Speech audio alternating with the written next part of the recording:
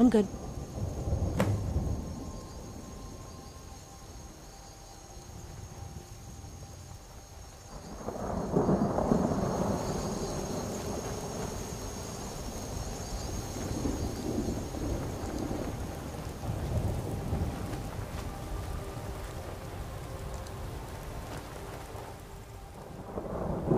Different.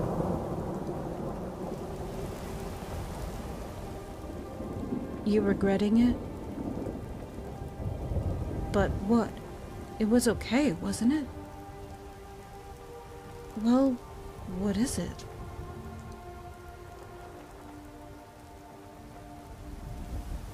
It's cool.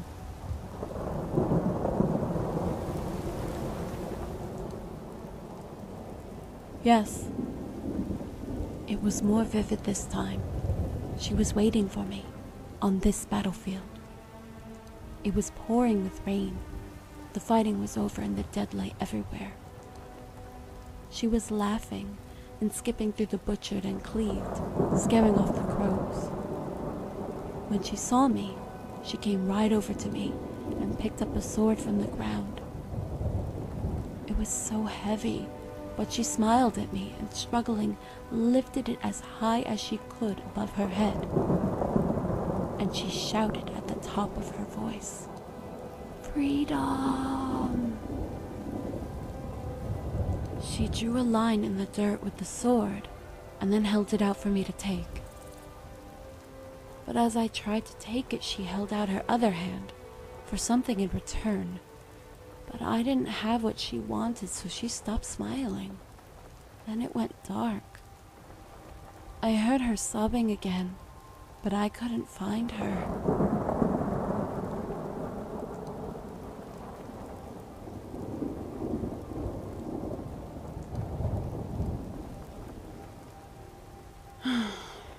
I don't know. Maybe I never will.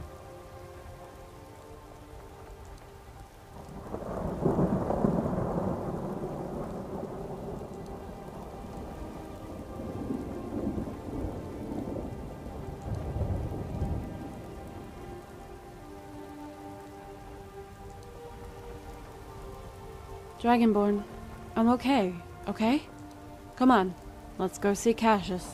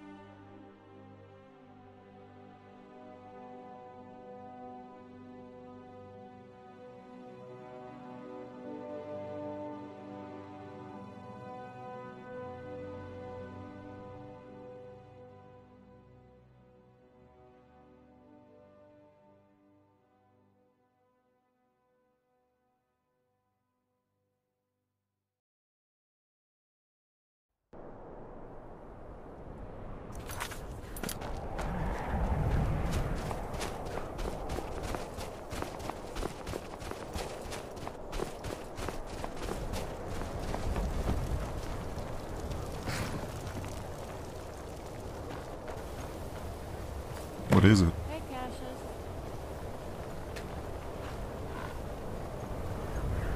Well met, Rigmore.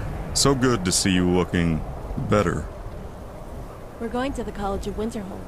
I'm hoping to learn about my family. Is there something wrong? Hey. I see. I noticed you no longer wear your armor, or a weapon. I hope this isn't permanent. You'll be needing it shortly. Hey, I don't want to go back there, okay? As far as I know, my part in this is done. Rigmore, there is the threat of an imminent invasion. Have you forgotten that? I'll just let you all take care of that. Armies fight armies, right? Not young girls. What if this young girl was to lead an army? What is it? I don't know how or why, but for the last few days, scores of old Nord warriors have been arriving at Ingol's camp from all over Tamriel. They want to see you, Rigmor. Why are you telling me this? They are your father's old brigade, the Sons of Talos. They have come to pledge their swords and lives to follow you. Like it or not, they have sworn loyalty to you and you alone. They don't even know me. I won't do it. I can't do it. You need to get a grip on yourself, young lady. These men, we will need them in the coming battle. The fate of Skyrim, no, Tamriel even, could depend on you. You need to sort this out, Dragonborn. Whatever it takes. She needs to address these men.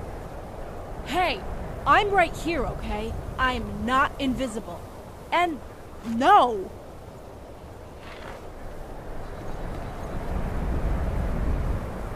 I won't do it. I can't do it. You can't make me. What is it?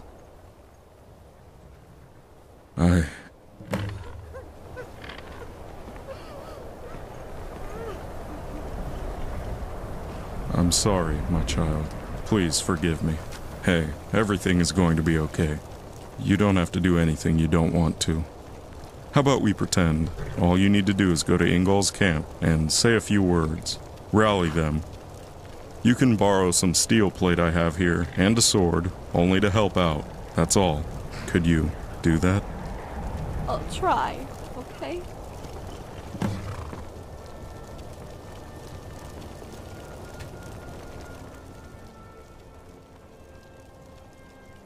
Okay. Okay.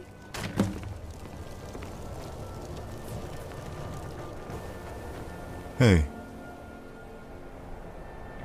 I didn't realize she was in such a bad way, Dragonborn. Please forgive me. I can only hope she recovers in time. We will need her.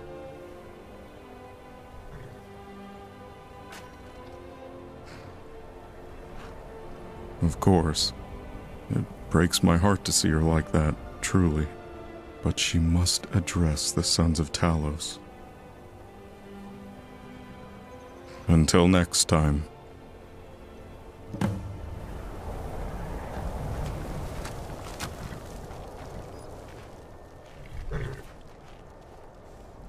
Forget it. Let's just go, can we?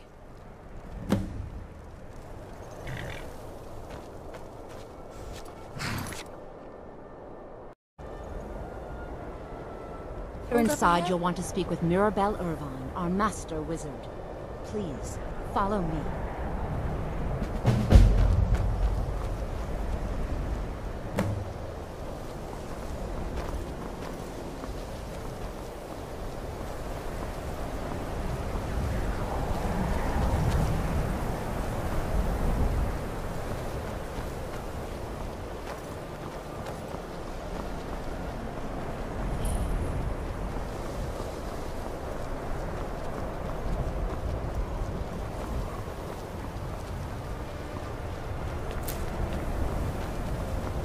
I believe I've made myself rather clear. Yes.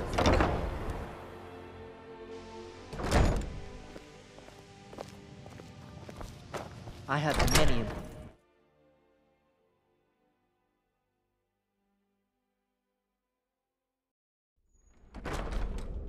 Are you quite sure we need to be speaking?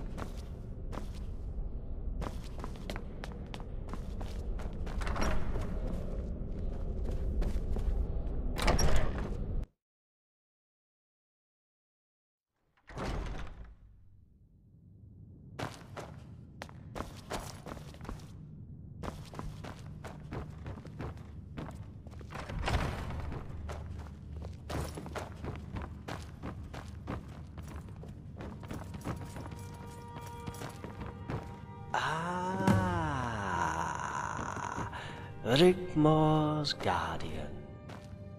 And the famous, or perhaps I should say infamous, Rigmor of Bruma. I am honored to make your acquaintance at long last. Hi. I'm hoping to find out anything about my ancestry. Ah, yes. Rigmor, why don't you go with Keris? She will take good care of you and explain a little about all that. And possibly might have some heirlooms left in good keeping at the college for your perusal. Dragonborn? Okay. Come this way, Rigmor. There's so much to talk about. This place is so cool. I love it already. Cool? Ah. Are you cold? It means great. I made it up. It's a rather long story. Oh, I've never heard of Would that. you like the complete version or just the bare facts? A long time ago, some 200 years to be precise, there was a mercenary by trade known as Rigmor of Cyrodiil. She had a pretty uneventful early life, taking petty contracts until she joined an army of outlaws. The very same outlaw army, led by the Colovian warlord Titus Mede, who marched into the imperial city in the 17th year of the Fourth Era, wresting power from fools the gibbering. It was a sad tragedy then that, after giving birth to a baby girl 3 years later, she became bravely ill and died shortly after at the age of 38. Physicians attribute her death to the unwanted accidental pregnancy at a late age. Titus Mede was besides himself with grief and arrangements, but made for the child to be adopted by the College of Winterhold by royal decree. The infant was duly adopted, and her belongings kept in storage therein. The child was named Morgan. At her coming of age, Morgan of Winterhold was summoned to the imperial city to become imperial court mage to the Mede dynasty, where she later was to become a very powerful influence. Before she left to take up her newly appointed duties, it is rumored she had taken... She also took a Daedric ceremonial blade her mother had kept as a souvenir to strengthen her mother's bastard sword, with its blade increasing its properties. The Emperor would always seek her guidance in affairs of the Empire, overshadowing the heir to the dynasty, Athrobus Mede, who was fiercely jealous of this foreign witch, so much so at the event of the Emperor's death, Athrobus Mede struck. Morgan and her husband, a palace guard captain, were accused of a plot to usurp power. Her husband was slain, and Morgan escaped, fleeing Cyrodiil with their only child. Her disappearance only served to confirm the rumors Morgan was the bastard child of Titus Mede I, and Rigmor of Cyrodiil. She and her child Morgana were never heard of again. Then, one fine day, Morgan's heirlooms miraculously surfaced. The Falmor had found them buried in a chest belonging to one Ragnar of Bruma. The identity of Rigmor, his only heir, and her history became known to the college. Unfortunately, we were too late to intervene. The college, you see, is duty-bound to protect and serve the descendants of Morgan of Winterhold.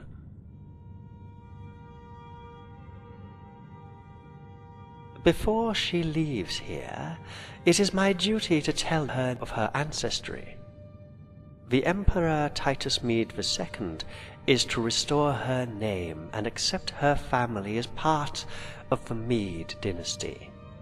He is also offering her the position of the recently vacant Countess of Bruma, if she desires it. All she has to do is accept it, and it shall be hers. So now, Guardian, here we are. I am afraid this doesn't concern you anymore, Guardian. Tell her I must.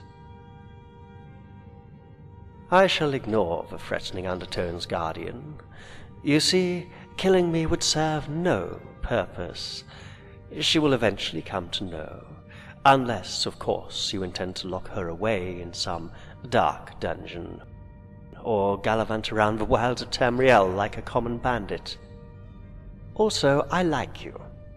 I have a lot of respect for you and your achievements, and you have protected her well.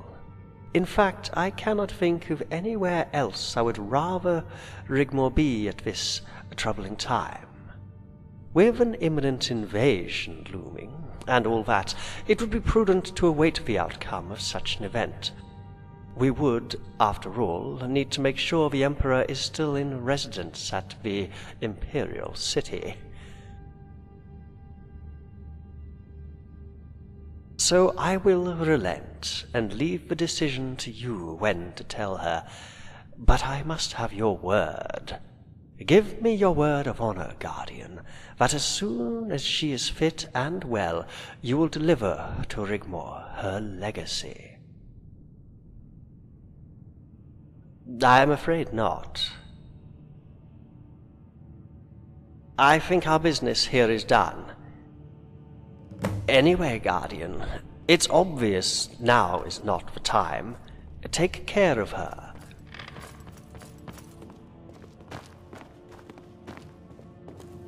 Dragonborn, you have so gotta see this. Come on, this way. I think we had better see what all that commotion is about.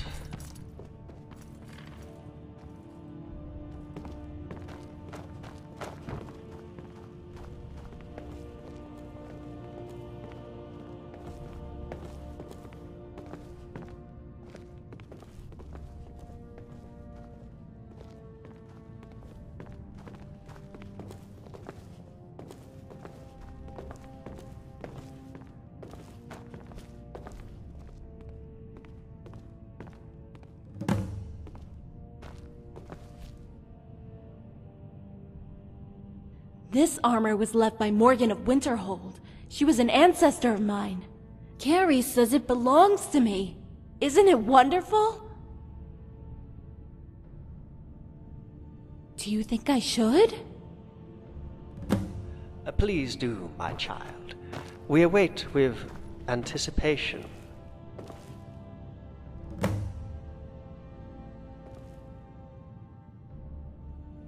How does it look?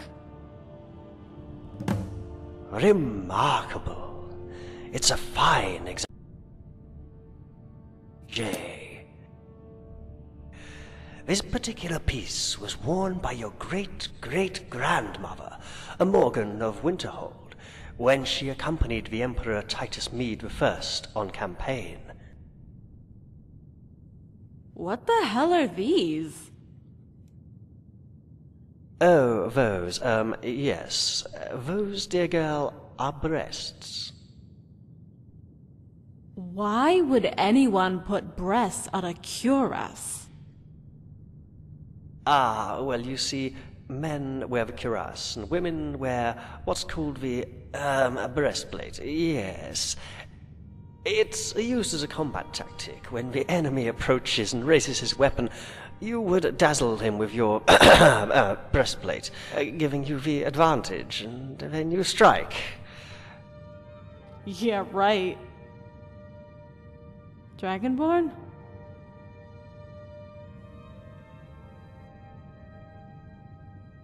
What?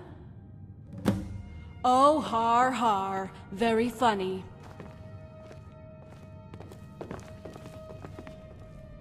I guess I could get used to it, though. I love it.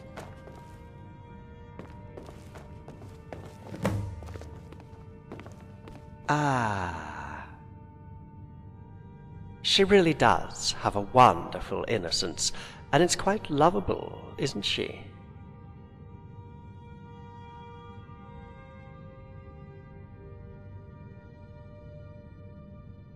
Anyway, Guardian, I think our business here is done. Don't forget to tell the girl when you think she is ready. It's obvious now is not the time. Take care of her. Who knows, one day our paths might cross again.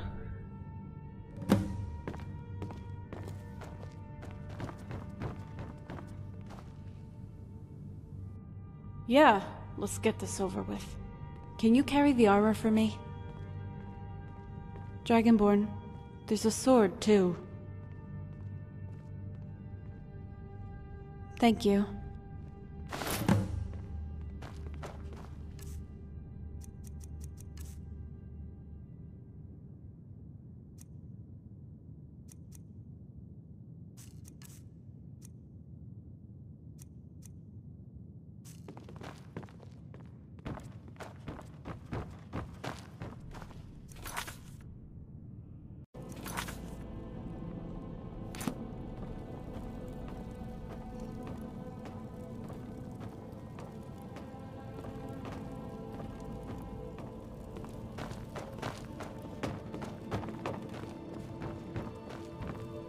Fear not. Well met.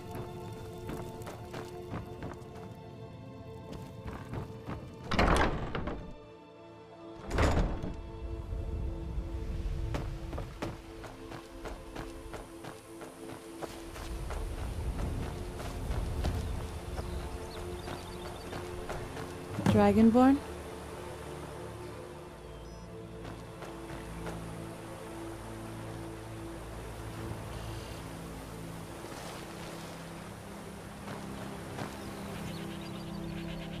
Want me to come with you? Hey, I would love that. Okay. Dragonborn, wait. Over here.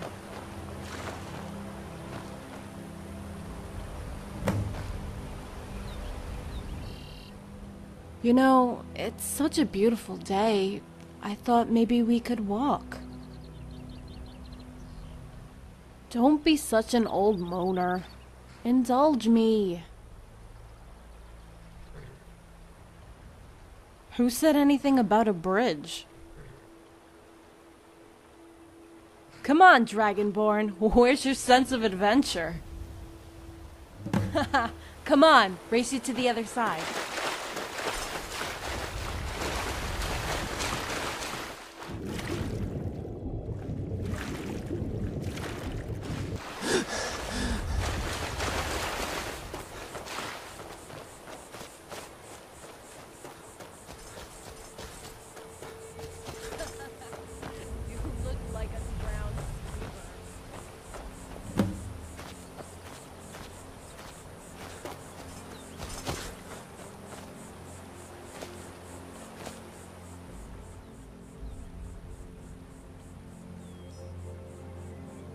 Come here.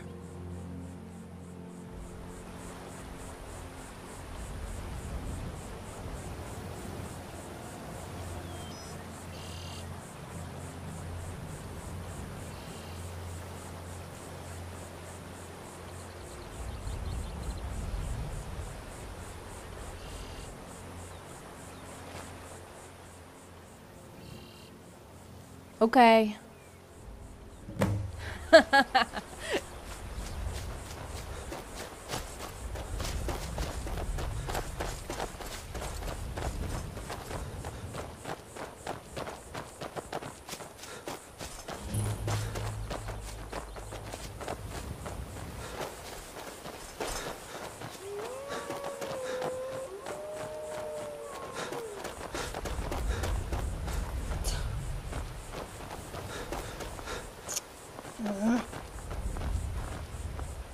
Have you noticed the wolves don't try to attack us anymore? I wonder why that is. What are you talking about? She ran away. Oh, the gods. What happened? What did this cult want with her? Dragonborn, that's scary. But what's the connection with the wolves? Wow, that's amazing. Well, I'm guessing you slew them all. The vampires, I mean? Sorry, what? Come on, let's go.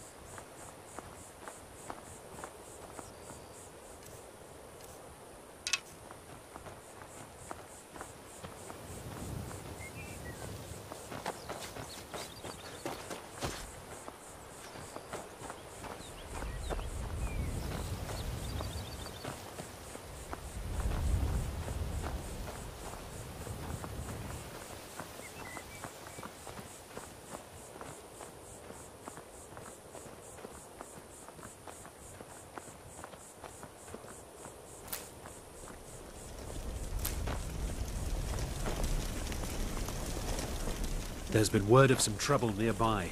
I'm on my way to investigate.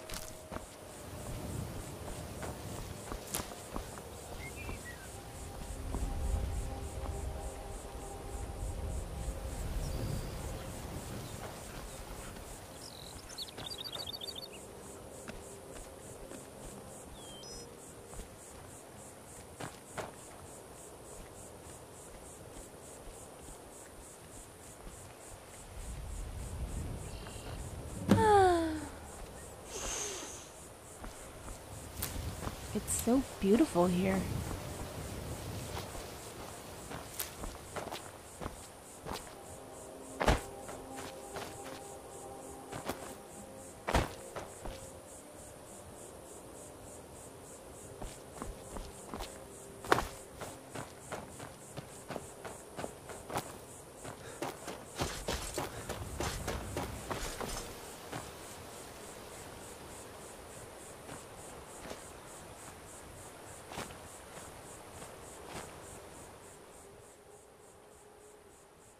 It's so cold in the mountains. We could never have afforded to live in the Imperial City, Coral, or Jadenhall. Leyawind was too far south. When I was a little girl, we kids would sneak out of the walls of the city and head south into the great forest. The trees were so huge, Dragonborn. In the mornings or towards the evening, the mist would rise from the ground.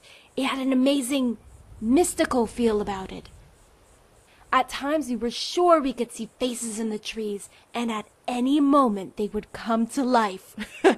We would scare ourselves and just run and run. My dad, he would come look for us. He would blow a Nordic horn, and we knew it was time to go home.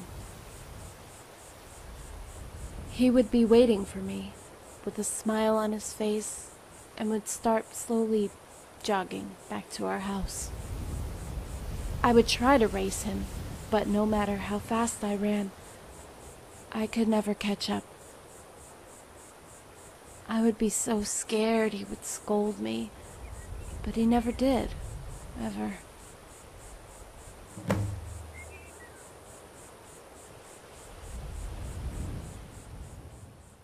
And then it all turned to crap. Come on. Let's move on.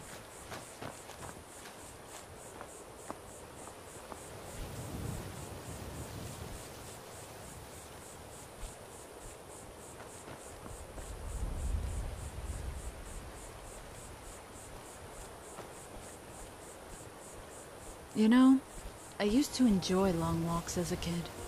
As soon as we got out of Bruma, away from the snow, we would take off our shoes just so we could feel the ground under our feet.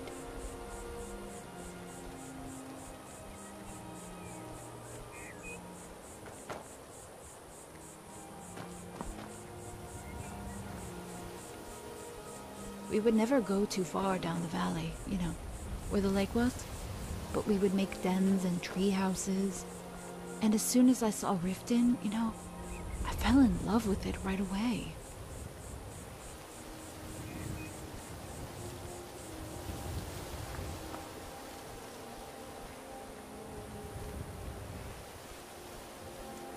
It reminds me of home so much. Not Bruma, but, the forest and stuff. A good long walk helps me focus, blow out the cobwebs. I'm trying, Dragonborn. Believe me, I'm trying. I'm hurt killing animals.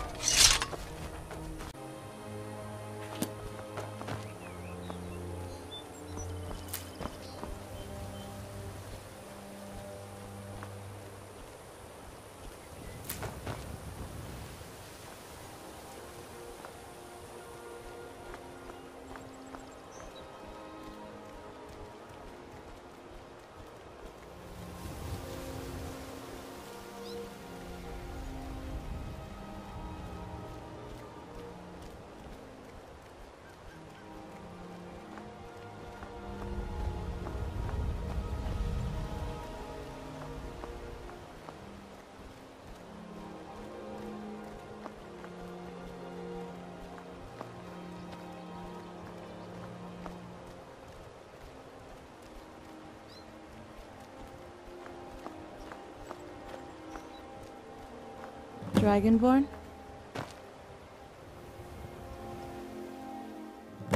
You said back in Winterhold you needed to speak with Malsum about business. What did the old Altmer want? Did it concern me? Are you sure? Therese was being a bit weird, Yeah, so did I. But you didn't answer my question.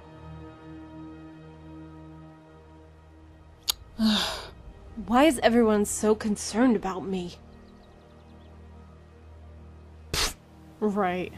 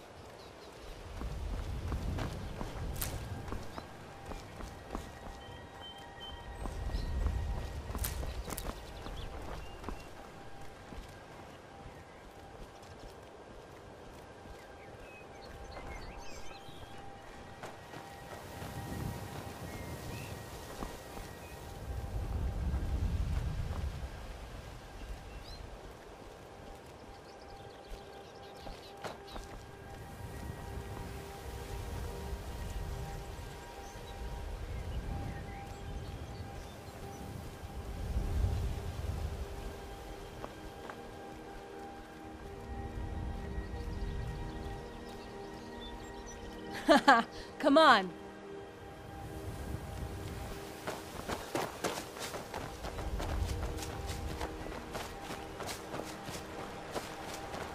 That's quite a view, huh?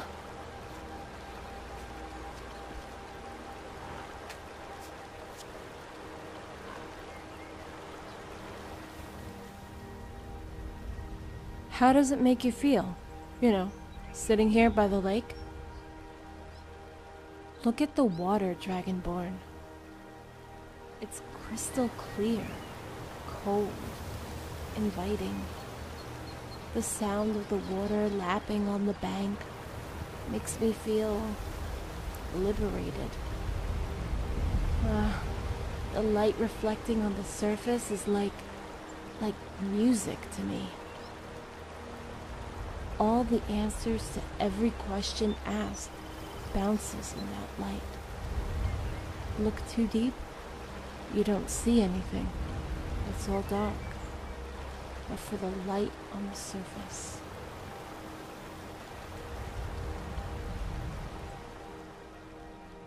What do I see? Okay. Look out over the lake. Then close your eyes. I see beautiful green fields of grass and golden fields of wheat, only made brighter by the sun. The faint scent of melons is in the air, along the crickets chirping and birds singing. A little girl is running through a wheat field, making deep tracks as her hands brush against its ears. She realizes they're prickly and she laughs, and a little dog runs alongside, barking with excitement. A farmer is shaking his fist, but she keeps running, laughing louder and louder. Life is a thrill. The sun is setting, and she doesn't really care about anything. She makes her way up the cold, icy stream with her little friend through the brambles and thick evergreen. It isn't even her dog. It just wanted to play, to jump into the icy pool and fetch the stick. The deep golden rays of the dying sun, its red fingers softly caress all it touches, as the little girl, once again feeling the cold of the snow under her bare feet, heads towards the huge shadow of a man that has come to meet her. His face cracked with the biggest of smiles, and she runs and jumps full pelt, her arms outstretched, into the dark, smothering the safety of his loving arms.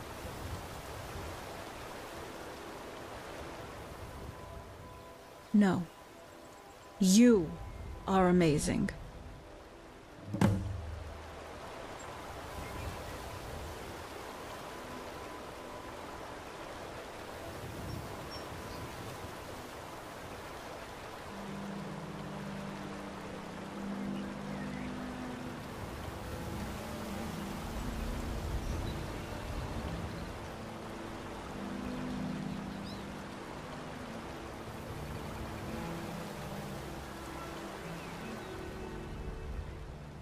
Come on, let's go.